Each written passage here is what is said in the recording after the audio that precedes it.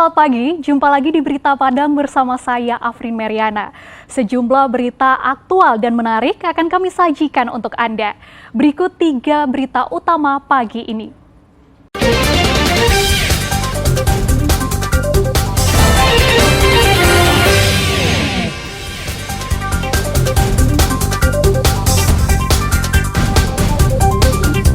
Kebakaran secara beruntun di 3 lokasi terjadi di Padang.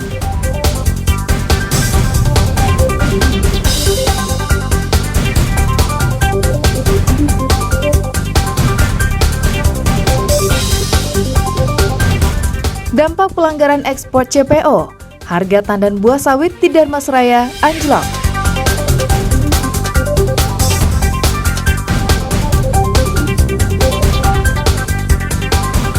Bayi meninggal karena pohon tumbang, hingga meningkatnya jumlah pasangan muda yang ingin menikah. Kami sampaikan dalam Padang Sepekan.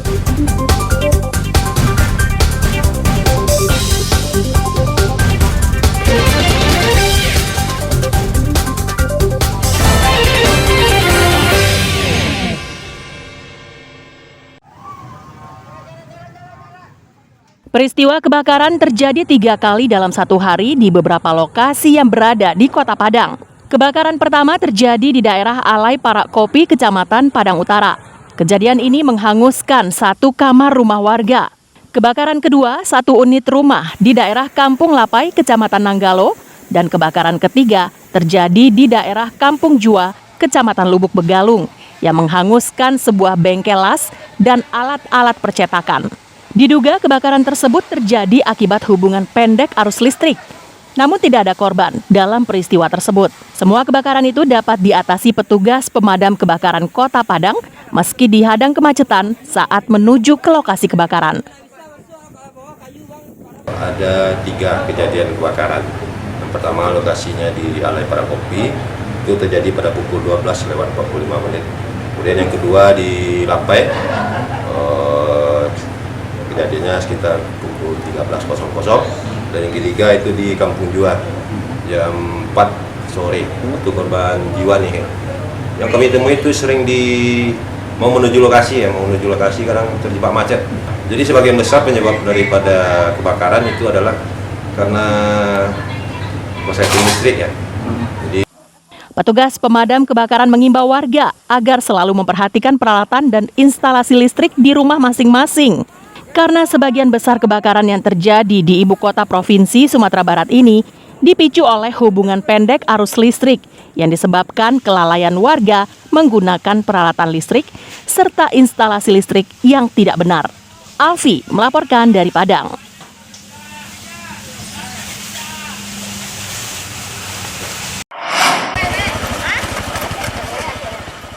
Setelah berakhirnya masa libur Lebaran Idul Fitri 1443 Hijriah, Kamis pagi para murid sekolah dasar se-Kabupaten Solo mulai melaksanakan proses belajar mengajar secara normal.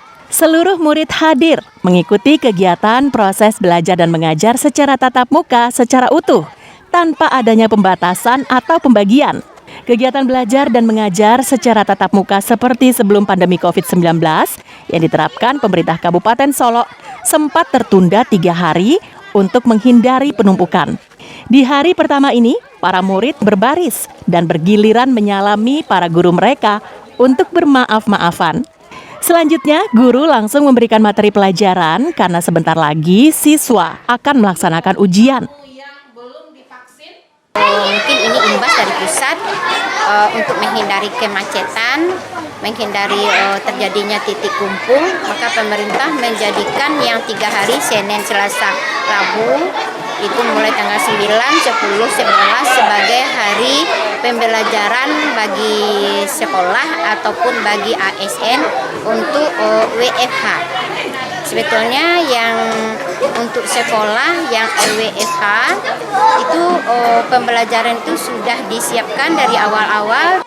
Hari pertama sekolah ini, hampir semua siswa hadir mengikuti proses belajar dan mengajar secara tatap muka. Hanya beberapa murid yang masih mudik dan lainnya dikabarkan sakit. Garnadi melaporkan dari Kabupaten Solo.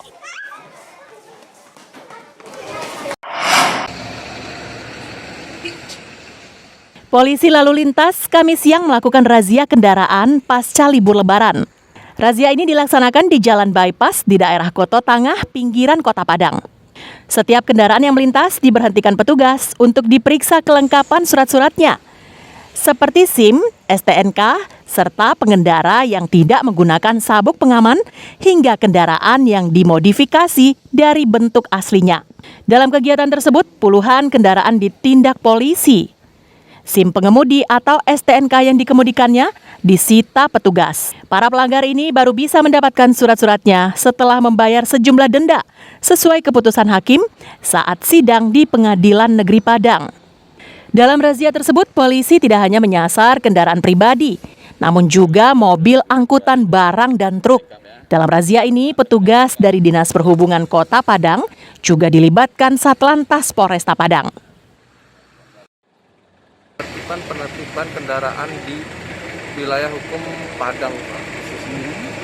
Dalam hal ini kita tertibkan mulai dari surat-surat, kemudian aturan-aturan penegakan di dalam kegiatan ini, Pak. Kebanyakan masyarakat banyak yang tidak memiliki izin. Mereka memaksakan diri untuk mengemudi, Pak. Oleh karena itu kita tegakkan lagi peraturan-peraturan yang ada, Pak.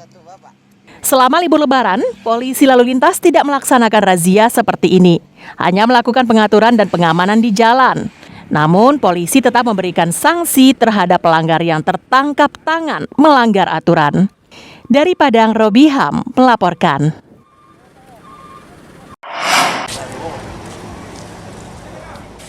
Hari Raya Idul Fitri sudah 10 hari berlalu.